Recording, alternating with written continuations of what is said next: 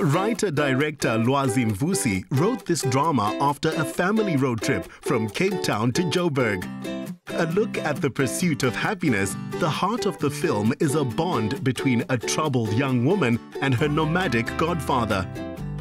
To build this relationship on screen required two accomplished actors. You've had quite an invigorating career. What is the highlights of some of your favorite moments? Hey man, you know, I think for me, the best times I've had are on stage, because I think those are the moments when I feel closer to God. Oh, the highlight of my life was actually doing The Suit, which is a short story by Kantamba. And Jade, you're no stranger to the media world as well. I mean, you did your first voiceover when you were 3. What are you even saying at 3 years old? I had to say, where's my rabbit? But it came out, where's my wabbit? Yes, I started very early on. My dad, obviously being an actor, sometimes they like to ask the actors' kids if they wanted to come in. So I'd sit on my dad's lap and he would say a line and I just have to repeat him, and that was my first job. What? Where's my wabbit? And what are some of your favorite projects that you worked on after that? When I was 14, my dad asked me, do you really want to do this? Do you want to pursue this? And do you want to do on-screen acting? And I said, hells yes. And I had my first audition for a feature film, an American feature film, and I got the part playing Tim Robbins' daughter in a huge film, lucky me, directed by Philip Noyce, who's amazing. So that would be one of my highlights because it was my first film, and I remember in the call sheet it said, Jay's umbrella holder, and I was like, I'm so posh. I get someone to hold my umbrella, so that was a highlight for me. Man, I love your voice and you use it so well in your career. Where did it all begin? It started with Gibson Kente when I saw his play called How Long? And I was 15 years old and I kept on mimicking what I'd seen. And the following year, my cousins involved me in an amateur play in 1976. And I think since then, up until now. But you grew up during tough times, and it must have been difficult explaining to your parents that this is the career I want to do. Were they supportive? The way, I think, in fact, because I was raised by my stepfather, he was supportive. My biological father, he was the one, because we had an actor in our family. You know, his cousin. And he was actually the very first one, my uncle, to give me a lesson on acting. And he broke down the word actor. And the first lesson was an actor. A stands for action, C stands for creativity, T stands for technique, O stands for observation, R stands for reaction. And those are the elements that you actually have got to use as an actor. Out here in the Magaliesberg, our guests pointed to the parallels between filmmaking and safaris. There are familiar character types in most movies, just as they are in the wild. What makes the story are the relationships. Taking notes was our guide, SHANDOR LARENTY. So here we have Jamu.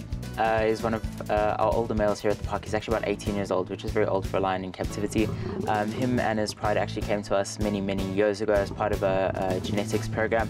And they're basically grown up here and lived a happy life ever since.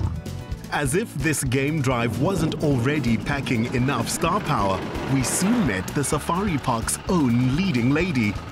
Standing 6 meters tall, without heels, Purdy's gracious about coming down to the level of her cast members.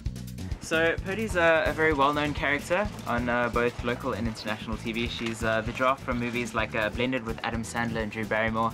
She has kissed Bella Thorne, so, you know, lots of on-screen work. Hey, Purdy. This is such a special moment, but what were some of your favorite moments while shooting Farewell Illabella? What I loved about shooting this film was all the supporting roles that came on. Yep. So we had Nolly on, and Katlego, Marianne, Michelle. All these roles were just so much fun to play with, and they brought such light as well. Because, you know, it's just the two of us in a car forever. So it's nice to have some fire. So what exactly is the story of this movie for you? Well, from my point of view, the film is about a girl who loses her father and decides to go on a road trip to bury her father's ashes in Joburg. And this one comes out the woodworks and decides to go with her and take her on this journey. Yeah, and also Neo finds himself basically confronting his own demons, you know, in one way or the other. And but they I think all the do, most, yeah. But the main thrust of it all is that, you know, he's there to, you know, help her and get her to, you know, find closure. Closure. Yeah, closure for, you know, in her life. For Jay and Sello, a weekend away at BYSORAH, each with their own eco-friendly luxury tent, was a chance to rough it in style. what does glamping mean? Glamping is basically camping in a tent, but with all the comforts of a normal lodge or hotel. You've got a queen or king-size bed, comfortable furniture, all the luxuries that you'd want, but you can actually say you're staying inside a tent. Well, I'm definitely going to go check out my luxury tent. Within an hour of Joburg, this bushveld farm is ideal country to escape with a film script or two and decide whose movie you'll do next. Wow. Champagne glasses in the tent, king-size bed. I can definitely do this. As far as luxury goes, this is definitely... Oh, wow. You guys definitely want to see this. This bathroom is amazing.